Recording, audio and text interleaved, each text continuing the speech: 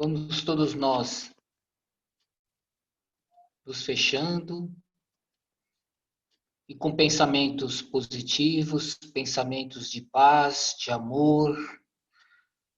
Vamos pedindo que Jesus cubra todos os nossos lares com seu manto de luz. Que todos nós sejamos abençoados, acalmados e que consigamos na noite de hoje o que viemos procurar: a paz, o equilíbrio, a saúde. E vamos todos nós fazendo uma prece mentalmente. Pai nosso que estais nos céus, santificado seja o vosso nome. Venha a nós o vosso reino e que seja feito a sua vontade, assim na terra como no céu. O pão nosso de cada dia nos dai hoje. Perdoai as nossas dívidas, na medida em que perdoamos os que nos têm ofendido. E não nos deixeis, Senhor, cair em tentação, mas livra-nos de todo o mal. Graças a Deus. Bom, o capítulo de hoje, que eu vou fazer a leitura, né, é o capítulo 25. Buscai e achareis.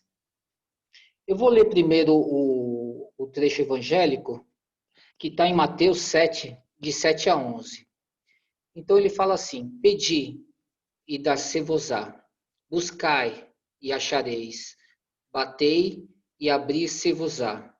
Porque todo o que pede, recebe. E o que busca, acha. E a quem bate, abrir-se-á.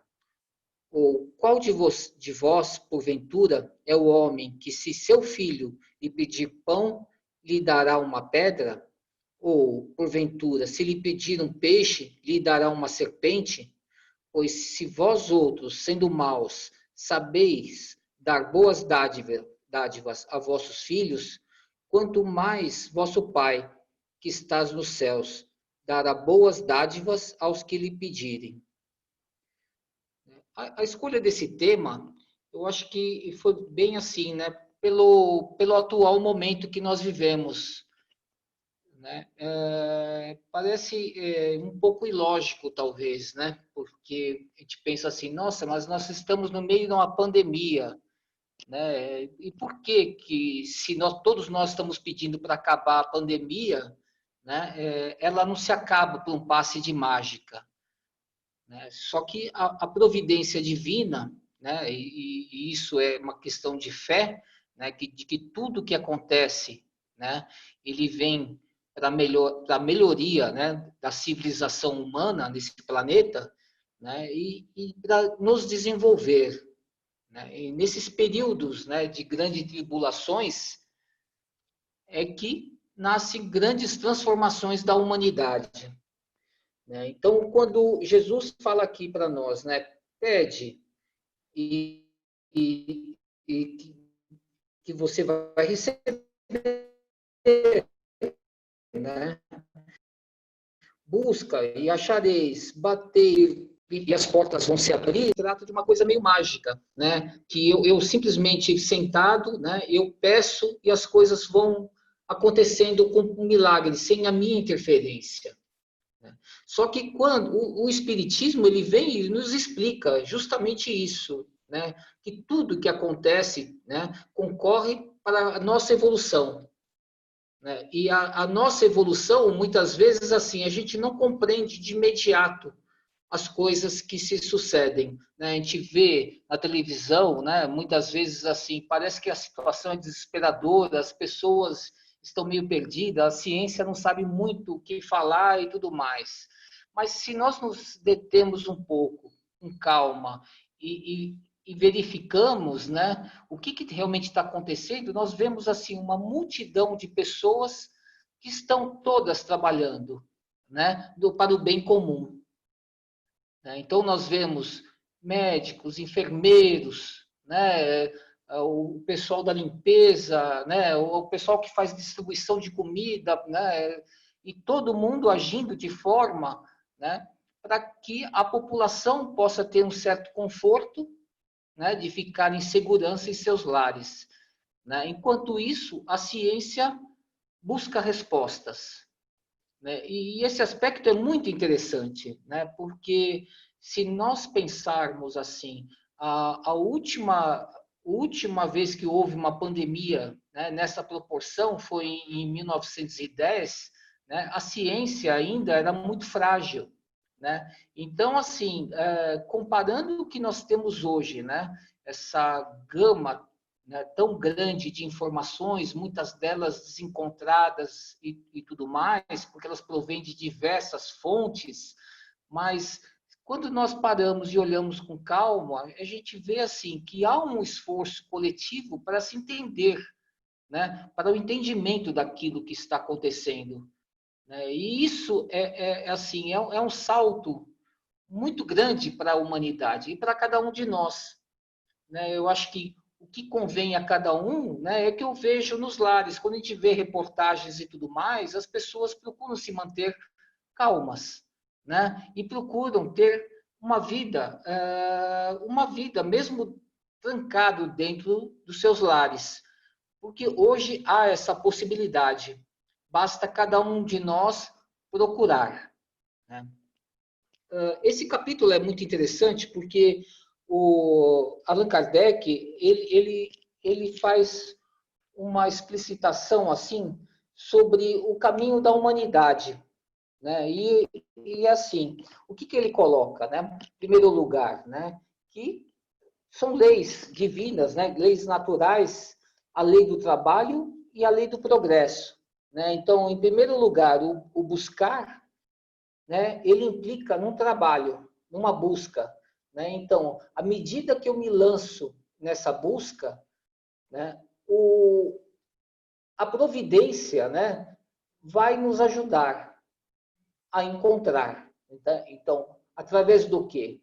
Né? Através do meu esforço, né, eu vou obtendo através de intuições, às vezes ajudas, através de outras pessoas, de forma que o meu caminho ele vai sendo aberto, né? Tanto por mim, né? Pela pessoa que está em busca, né? Como obtendo ajudas, conhecimentos e tudo mais que vão aparecendo no meio do trajeto, para que ele consiga alcançar o seu fim. E nós podemos ver isso nessa trajetória dessa pandemia, né? Que nós vemos que há um esforço coletivo, vários, não falo vários, mas é quase a totalidade dos países, os seus pesquisadores estão correndo atrás. Então, não é só a Inglaterra, não é só a China, né? Mas bem como o Brasil, também tem uma equipe de cientistas que estão correndo atrás, assim como no Japão e tudo mais. Então, assim,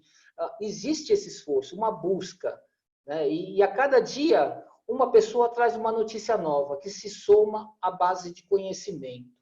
Eu acho que esse é um exemplo muito feliz para essa lição, né? Que tudo concorre para o bem. Então, a lei do trabalho e a lei do progresso, né? No trabalho todos nós, né, temos que trabalhar, porque não existe evolução espiritual sem o trabalho. Se nós permanecêssemos, né, num canto qualquer, num quarto qualquer, sendo nutridos, né, sem ter nada o que fazer, provavelmente não sairíamos do lugar, né, seríamos um feto, né, em tempo integral. Depois de 60 anos, continuaríamos sendo um feto. Por quê? Porque não houve algo interno, né, que provocasse uma mudança. E sim, algo externo que vem para me alimentar, para me trazer tudo que eu preciso, né? Então, existe a necessidade de que nós saiamos, né, de nossa posição para ir enfrentar no mundo e buscar os objetos que nós necessitamos. E Kardec nos fala que o início, né, os animais, por instinto, eles correm atrás do alimento e do abrigo. Então, os animais, eles têm uma limitação, né, eles estão condicionados, né, totalmente ou quase totalmente aos instintos. Ele não sai.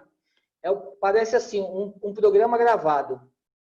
É claro que nós vemos demonstrações de certos animais que eles têm comportamentos que não são tão instintivos assim, que eles ajudam até animais de outra espécie. Eu li outro dia um livro sobre chimpanzés, né? Era um antropólogo que fazia observação, e várias das observações que ele fazia, ele notava comportamentos que o chimpanzé, o animal, sem ganhar nada em troca, ele ajudava um outro chimpanzé. E chegava a ajudar até animais de outra espécie. Por exemplo, um passarinho que caiu dentro da jaula. E ele não permitiu que os outros chimpanzés avançassem e matassem o passarinho. Ele o protegeu até que o passarinho tivesse condições de voar. Então, assim, existe uma sementinha que vai crescendo em toda a cadeia evolucionária. Mas nós, né, que já estamos um pouco mais acima, né, o que Kardec fala é que mais do que os animais, né, nós somos dotados de inteligência e também do desejo. Né? O que nos move não é o instinto, é o desejo. Né? Então, o desejo é algo inato, né? É o que coloca aqui. Eu estava lendo, né, sobre o que é o desejo e o que é a vontade. Quais as diferenças entre os dois? Né? Então, para a filosofia, né, Maquiavel falou que o desejo ele é inato, e vários filósofos falam igual. E a vontade é algo que parte de nós, né? É uma estruturação nossa, é uma potência que nós temos, através da liberdade que nós temos de correr atrás daquilo que almejamos, daquilo que precisamos. Né? Então, enquanto um é uma coisa mais ou menos automática, uma necessidade do corpo, o outro não. O outro é um desejo, como se fala? É um aspecto cognitivo nosso. Né? E isso faz uma diferença muito grande, porque através da vontade é que nós agimos no mundo. Né? Primeiro com o desejo, né? E mais tarde com a vontade. No desejo, quando corremos atrás de coisas que são necessárias, né? Quando estamos mais próximos da animalidade, queremos comer, temos fome, então eu tenho desejo pela comida, né? Tenho desejo pelo abrigo, né? E mais para frente, quando nós estamos, né, querendo ter novos conhecimentos, eu vou me estruturar para obter esse conhecimento. Aí não basta só o desejo, a vontade é muito importante, né, para que eu me estruture, né, para que eu busque nos lugares corretos, né, algo que não é tão natural no sentido assim, os animais não correm atrás disso, mas nós temos essa vontade, nós queremos isso, né, nós queremos crescer. Né? Mas o que Allan Kardec fala é que esse desejo constante de melhorar que está inscrito em nós, e isso é uma verdade, parece que é uma coisa inata, né? Uma necessidade de que se eu aprendi uma palavra nova, eu vou correr atrás dela para descobrir de onde ela veio. Né? E que povo, inventou essa palavra? O que ela significava para esse povo e tudo mais? E qual é a repercussão que ela tem para nós? Então, essa vontade que nós temos de descobrir o mundo, né, ela é algo que nos marca, né, que marca a nossa civilização. E em civilizações mais adiantadas, provavelmente terão outros condicionantes, né, outros fatores que nos levem ao progresso. Né, provavelmente o amor. Né? Aqui, para nós, a vontade, né, o desejo, ele é algo muito importante, é uma mola propulsora para o nosso desenvolvimento. Né?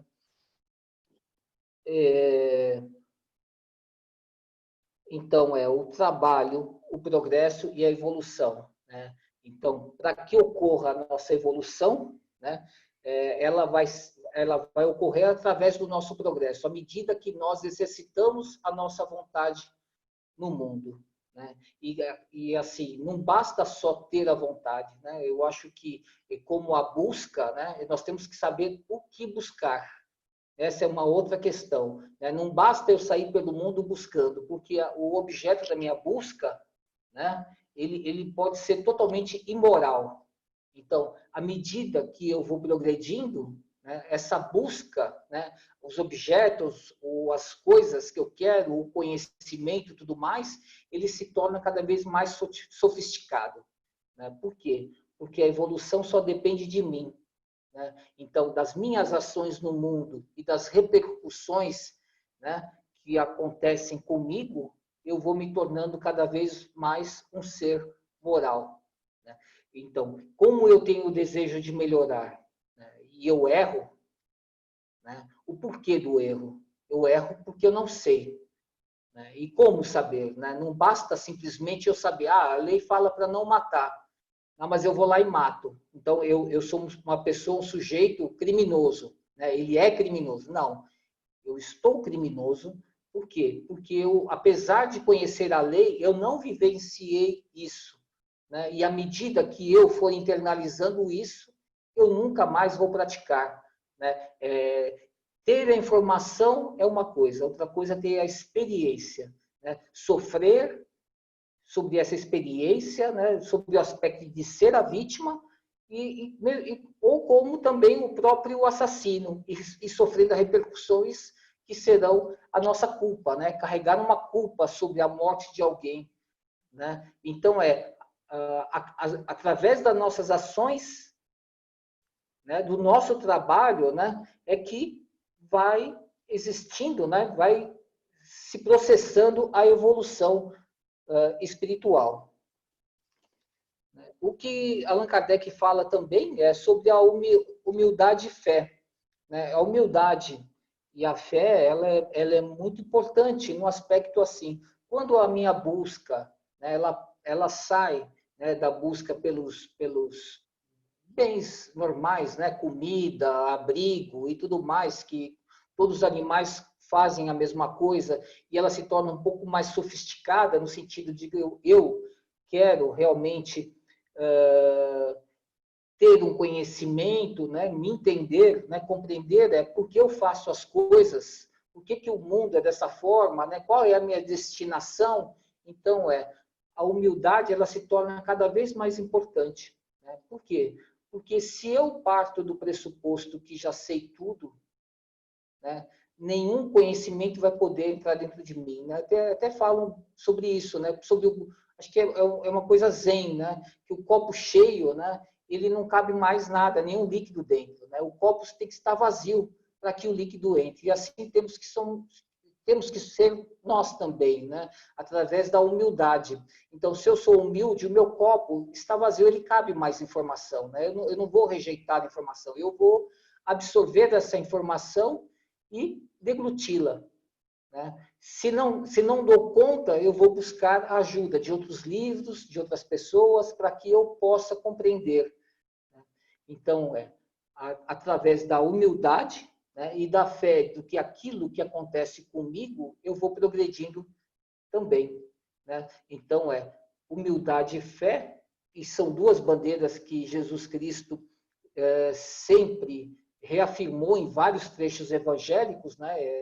Ser como uma criança, né? E tudo mais, é muito importante para que nós aceitemos aquilo que vem, né? E na maneira que nós aceitamos com humildade, né? E aceitando no sentido assim de não rejeitar as coisas que nos acontecem, sendo boas ou más, e sim nos perguntando por que é isso que eu estou recebendo, eu estou achando que é mal. Será que é mal? Será que é isso que eu recebo que eu acho que é bom? É bom? Né? Então, quando a gente atinge esse ponto e começa a ver as consequências de cada coisa que acontece em nossas vidas, nós vamos atingindo uma sabedoria. Né? Porque se nós, de antemão, já falamos que as coisas são boas ou ruins sem raciocinar e sem dar tempo ao tempo, nós vamos partir do pressuposto muito frágil, né? De que ou está tudo contra mim, ou as coisas acontecem só para me magoar e tudo mais. Né? E conforme o tempo vai passando, a gente vai vendo, né, que muitas coisas que acreditávamos que eram ruins, na verdade eram muito boas. Né? O meu erro de julgamento, né, naquele momento, ele foi muito forte. Né? Então, eu tenho que dar tempo ao tempo. Então, esse buscar, né, ele perpassa por vários aspectos da nossa vida. Né? Não é simplesmente querer receber só aquilo que eu acho que é bom. Não, eu vou receber mesmo aquilo que eu não pedi.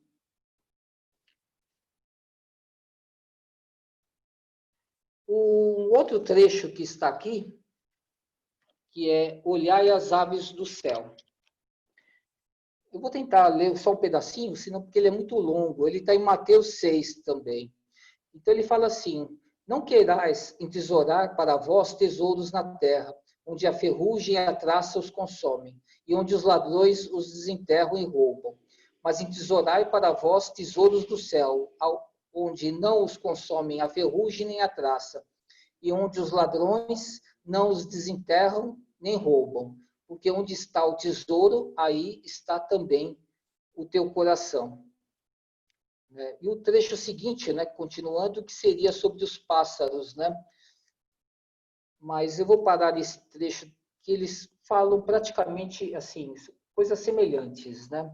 Então, o que Jesus nos fala é sobre a nossa vida, né? O que eu busco, né? Porque assim, o que ele diz aqui é que meu interesse, né, o que está no meu coração, né, é aquilo que eu tenho o principal interesse. Se meu interesse é simplesmente por bens materiais, né, se eu quero poder, se eu quero riqueza, né, então a vida ela vai se resumir ao mínimo, né, porque os animais também querem isso, né? O animal ele quer ser o macho alfa, né? Ele quer dominar os outros, ele quer ter a prioridade sobre as fêmeas, sobre a alimentação e tudo mais, né? Então, quando eu ajo dessa forma, eu estou dando sequência, né? Parece simplesmente assim, eu só andava de 4 patas, agora eu ando de 2, mas eu sou exatamente igual, né? E o que ele fala para nós é sobre os tesouros, né, do céu, né? Virtudes e conhecimento. Agora,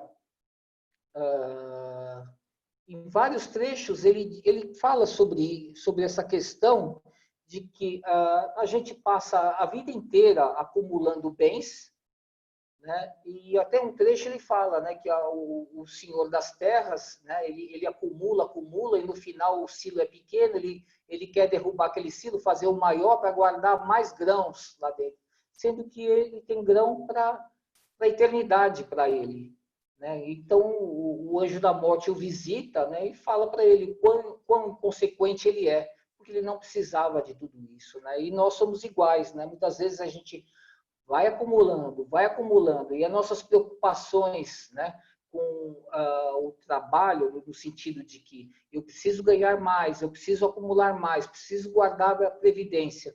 E essa preocupação é tão forte que eu me esqueço de viver a minha vida, né? Parece assim contraditório, né? Mas é assim mesmo, porque a pessoa tem uma preocupação tão grande de guardar as coisas que ele não vive a sua própria vida, né? E o bem mais precioso que nós temos na vida é a própria vida, né? São os momentos, né? Então, a cada instante que eu perco, né, é uma oportunidade que eu perdi para me conhecer e para me fazer feliz, né, como ser humano, né? Isso é muito preocupante, né?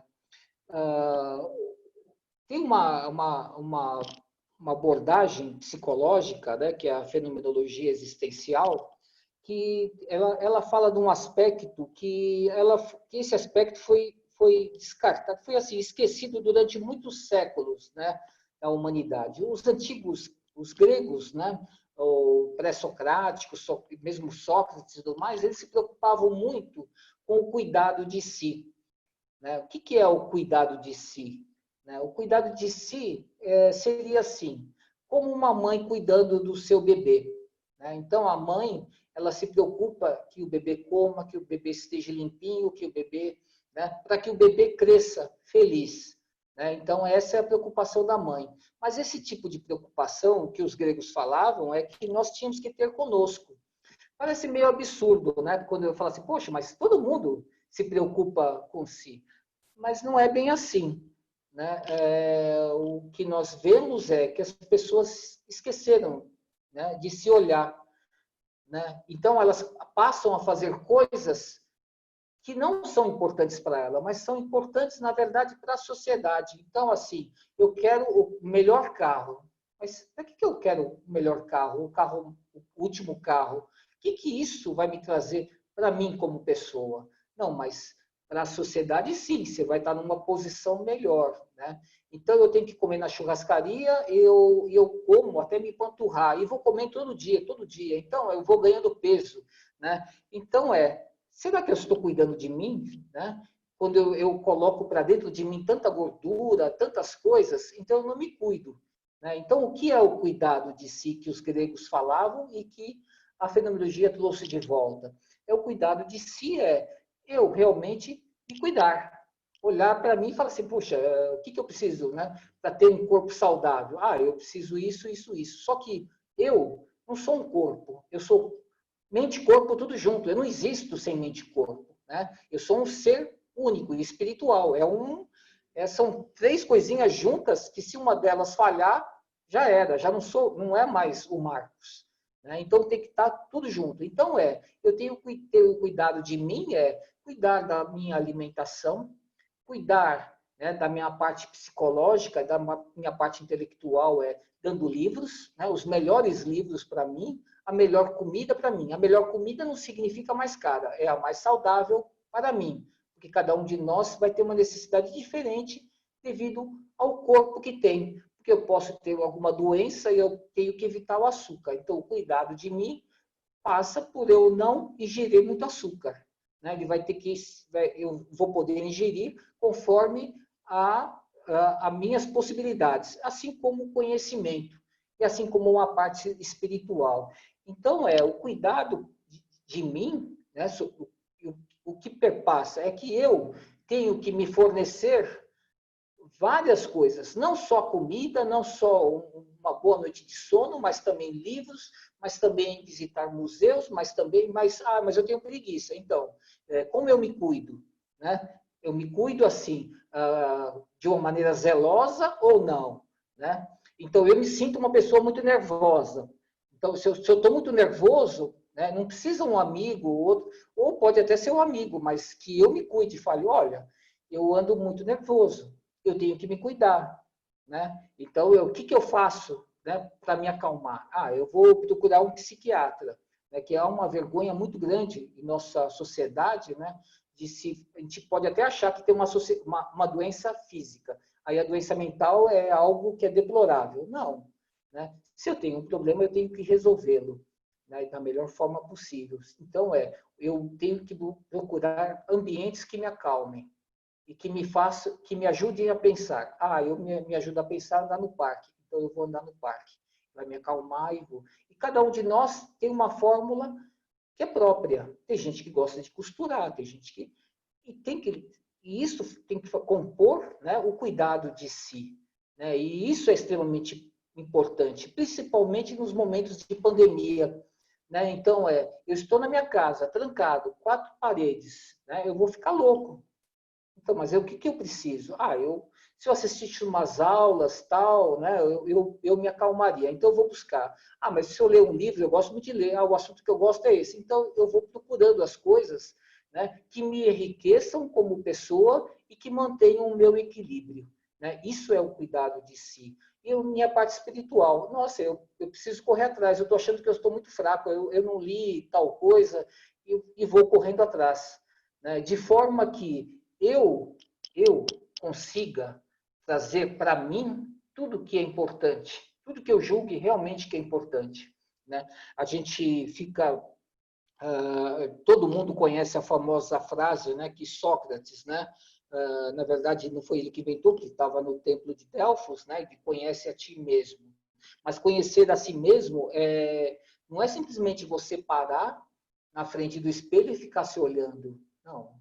Para mim me conhecer, eu tenho que me ver em um movimento, né? E se ver em movimento e julgar através dos meus atos, das minhas falas, né, é um pouco difícil.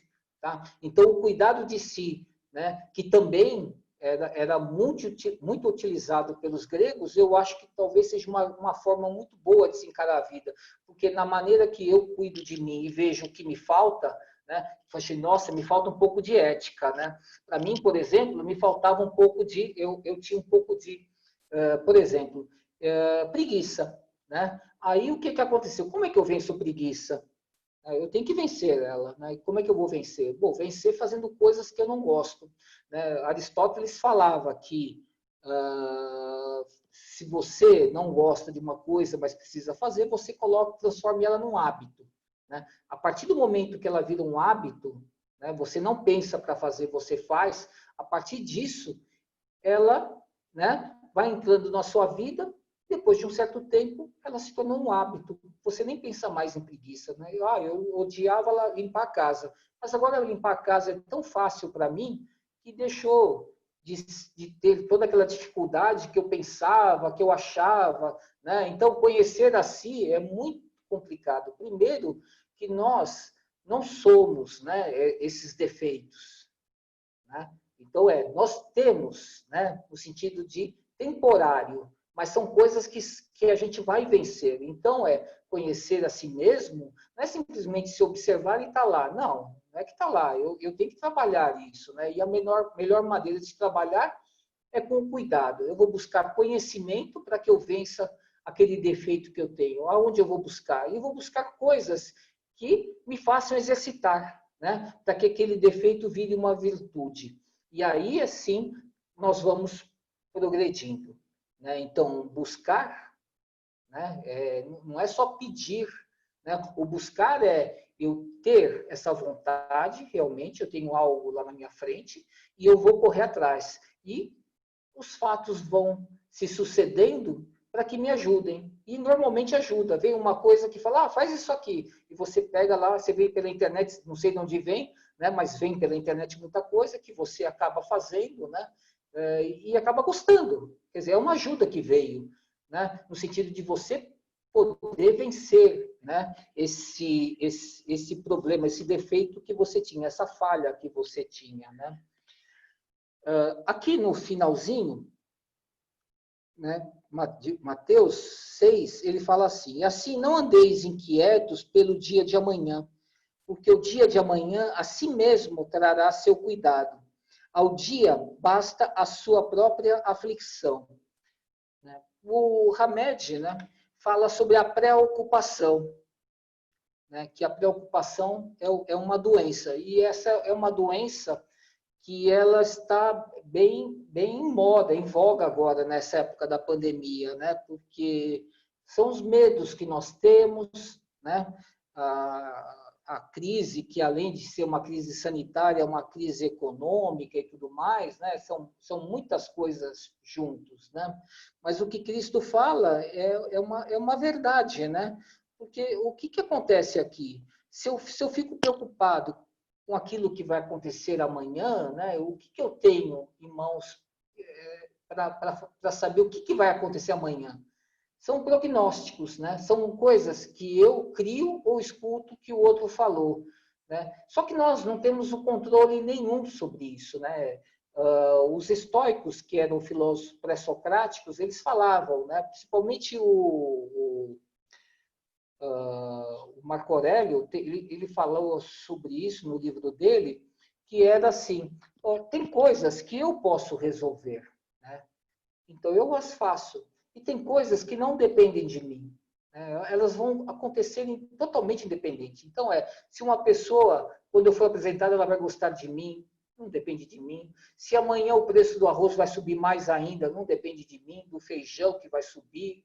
Tudo isso não depende de mim. O que depende de mim, né, esse eu posso fazer.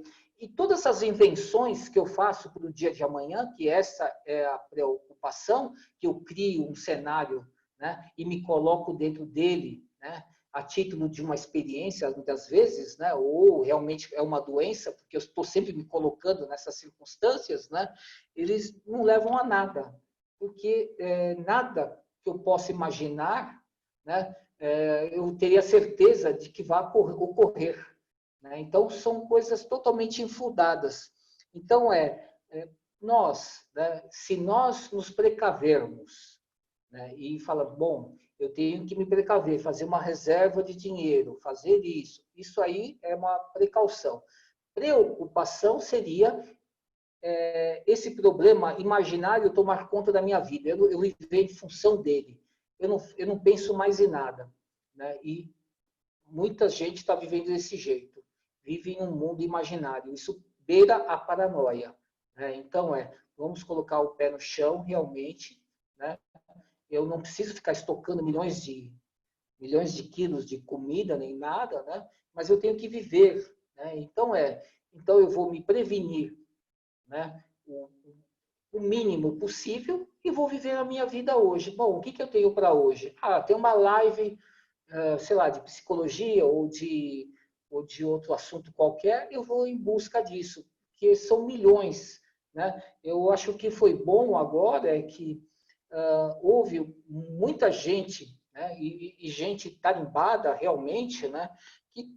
que resolveu distribuir o conhecimento. Né? De uma hora para outra, como a internet, na verdade, facilitou, a gente tem essa possibilidade. Fora livros, né? Porque a gente consegue baixar livros e mais livros, quer dizer, o conhecimento ele está disponível. Agora, se eu perco o meu tempo me preocupando com coisas sem sentido, no sentido de que eu não sei exatamente se ela vai acontecer, então eu fico preocupado com algo que eu não sei o que é, com medo de algo que eu não tenho, né? Eu não sei. Então, é um tempo perdido. Então, vamos utilizar esse tempo da melhor forma possível. Né? Seria isso. Né? Um dito aqui que o Emmanuel trouxe, que eu achei muito interessante, não, foi o Hamed, para a gente finalizar. Né? Nenhum vento sopra a favor de quem não sabe para onde ir. Eu acho que isso é muito interessante. Então, em nossa busca, nós temos que ir também depurando o que nós queremos, aonde queremos chegar, e discutindo isso conosco mesmo. Isso aí é realmente bom para mim? Será que vai ter algum sentido isso? Né? Será que eu estou entesourando coisas inúteis aqui, estocando um monte de papel higiênico? Seria isso? Né? Ou eu realmente estou tentando me tornar uma pessoa um pouco mais culta, né? Porque através da cultura eu vou poder compreender o mundo e os outros. Né? Então, são escolhas que temos que fazer. Né? Então, que saibamos fazer isso, que saibamos buscar, que saibamos pedir e que portas vamos bater. Tá? Isso depende de nós, né? Que a porta estreita e a porta larga. É sempre assim. Nós é que vamos escolher. Então, que escolhamos bem. Acho que já está quase no horário. Eu vou, então, fazer a prece, né? Final. Então, vamos todos nós agradecendo a Deus e a Jesus por esta oportunidade e vamos plasmando no centro da sala, no Amor em Gotas, uma linda bandeja luminosa. E nela vamos colocando os nomes dessas pessoas que foram pedidas as preces. E vamos depositando também todos os nossos melhores sentimentos de paz, de amor, de saúde, harmonia. E vamos pedindo que a espiritualidade leve aos lares dessas pessoas cujos nomes foram listados. E também aos nossos lares. Que todos os nossos entes queridos sejam fluidificados. Graças a Deus.